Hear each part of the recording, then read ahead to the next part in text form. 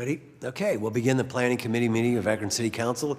I'd like to respectfully request a roll call. Ms. Viviano? Fusco. Aye. Kamer. Aye. Connor. Aye. Boyce. Aye. Hannah. Aye. All committee members are present. Thank you. We do not have any public hearings this afternoon. I'm going to request time on the agenda and ask, no, I'm not going to request time on the agenda. Actually, we have a substitute, which is item number, what number is it, Ms. Viviano? It is 0A under your new legislation, but before we move into that, would the committee like to address the minutes from the previous meeting? I don't know. Probably should. Okay, we'll do that. I'd like to entertain a motion that we accept the minutes of the last meeting. Second. All those in favor? Aye. Aye. Against, thank you for reminding me. Yeah, this is a substitute that is under what number in our regular agenda, I believe. Yes, you'll find it as item number 4 in the regular agenda from when it was first introduced. And if you're looking in the new legislation, it's 0A. Thank you. And I can Perfect. read that in. Can you please read that in? Thank you. This is 0A, and it's a resolution adopting the 2025 Capital Investment and Community Development Program, legally referred to as the Capital Investment Budget, and declaring an emergency. Thank you. This is accumulation of what's been going on lately, I understand, with many changes at the federal level. And I'm sure and certain, as we all are, there's one thing that I think we can all be certain of, and that's more change. However, though, this also is an accumulation of requests and discussions with council members around the capital budget. Everyone can kind of see here those changes. The proposed, obviously, is as proposed in the 25 that arrived here on January 6th, I believe. The amended is the proposed new, and the difference is pretty self-explanatory. I don't know if somebody here would like to kind of just go over this briefly and answer any questions that everybody may have. I want everyone to also understand, I'm not going to request a vote this afternoon or this evening. We still have 1 week. It's pursuant to the charter, it must be voted on by the 15th of February, which gives us Monday. So we have another week here to look this over and ask questions, get answers, and then possibly request a vote for next Monday. So with all that, I'd like to turn it over to Helen Tomic for a brief presentation. Good afternoon. I just wanted to mention a couple of items. Sure. The budget was released to council on December 31st, and between December 31st and Friday, January 31st, we have received some better numbers on some of the projects. Yeah. So we've clarified that. And throughout our presentation, there are a lot of categories that were categorized as other.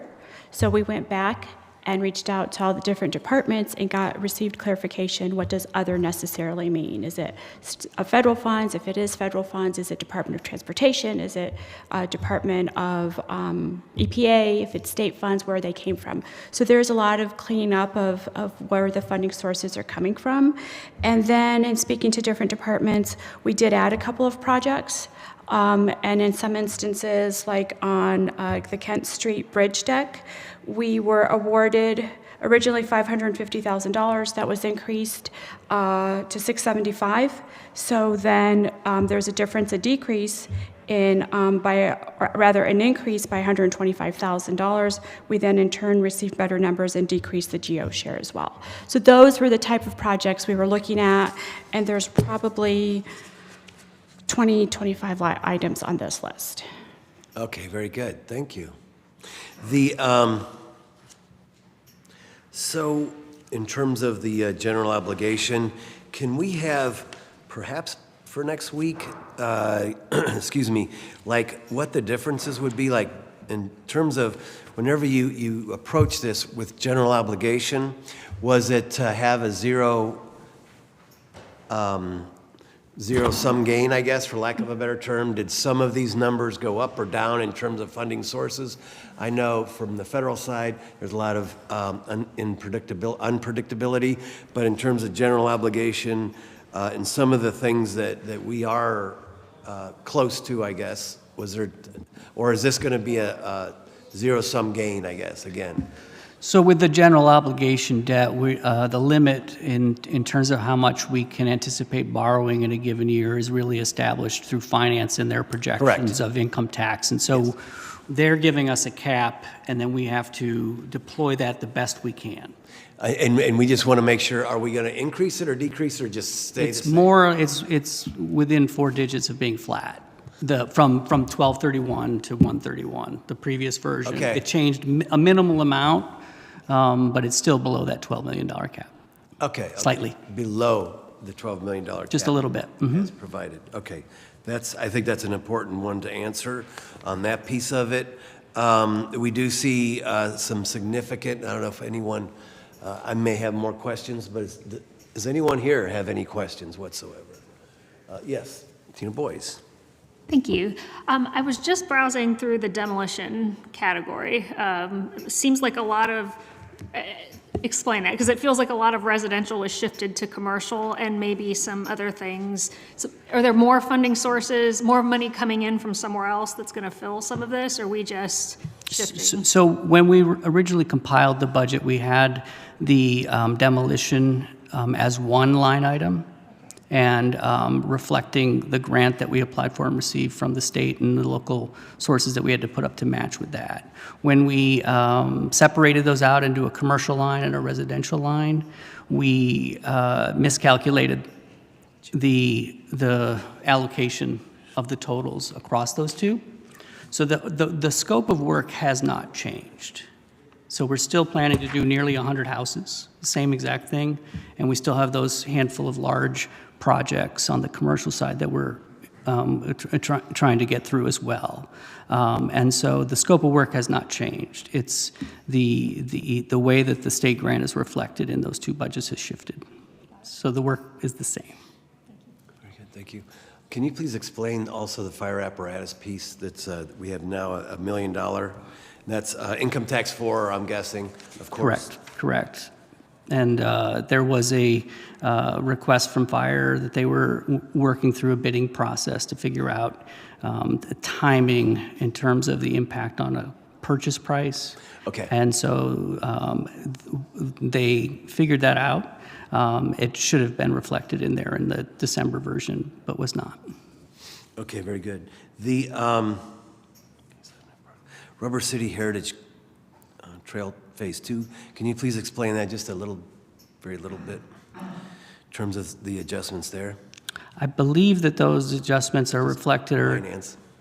I'm sorry? They're financing adjustments? A source adjustment, not a total project cost adjustment. Thank you. Perfect.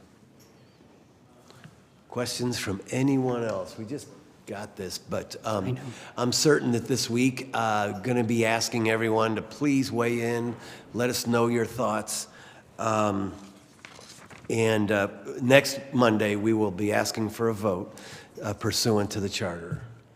So wanted to make sure. Helen Tomic, did you have something? No, we're good. Other than December, the February 10th is the date. Yes, exactly right. Yep. Yeah. Next Monday, we'll be asking for a vote. Any further questions whatsoever from anyone? Nah, won't go into that. Anything? Yes, Mr. Hanna. Thank you, Mr. Chair. I see on the Firestone Park pickleball improvements, you scratched off pickleball. Is that still going to be a We've been talking with Councilman Kamer about the desire to shift the original planned investment in the pickleball courts to some other types of park investments in his ward. And so that reflects his desire to see a different set of park investments.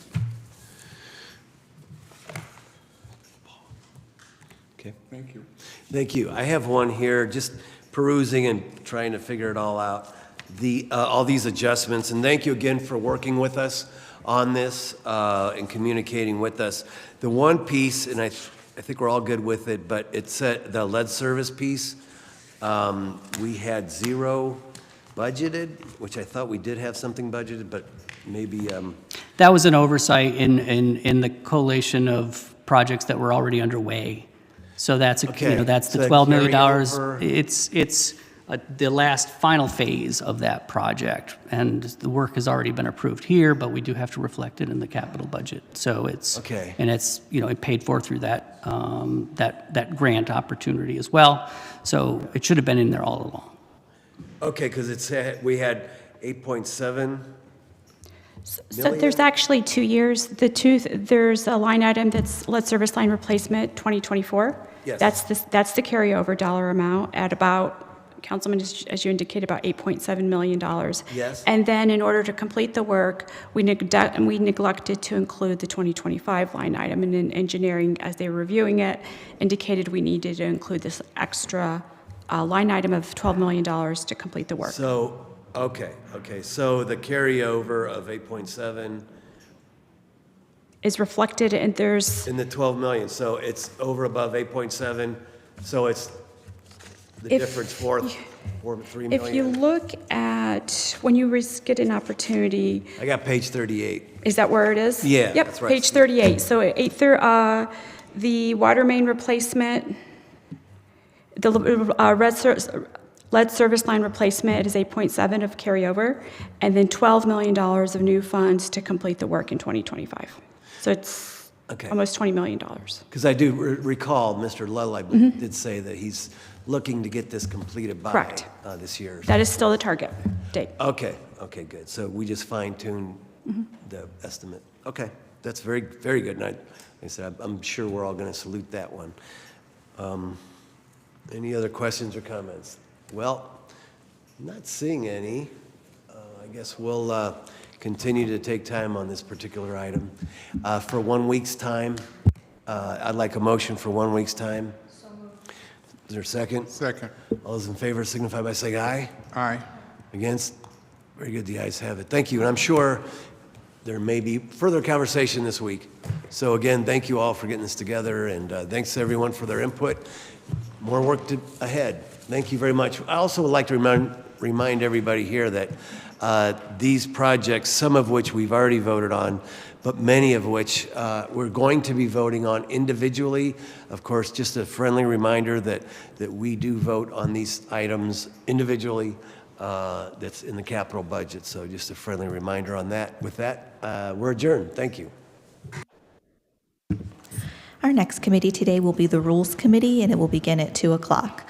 Those committee members are McKittrick, Fusco, Amobian, Connor, and Davis. Again, that's the Rules Committee, and it will begin at 2 o'clock. Thank you.